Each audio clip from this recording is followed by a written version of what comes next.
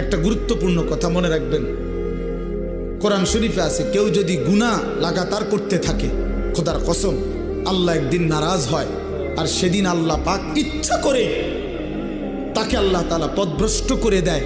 আর কোনোদিন আল্লাহ ইচ্ছা করেই তারে আর হেদায়েত দেয় না, আলোর পথে ফিরতে দেয় না, কল্যাণের পথে আসতে দেয় না, জান্নাতের পথে আর আসতেই দেয় না।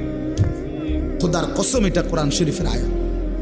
আল্লাহ বলছে একদিন আমি সত্যি সত্যি রাগ করলে ফাআনসাহুম আনফুসাহুম, আমি আল্লাহ নিজেই তোর আখিরাত ভুলায় দেব।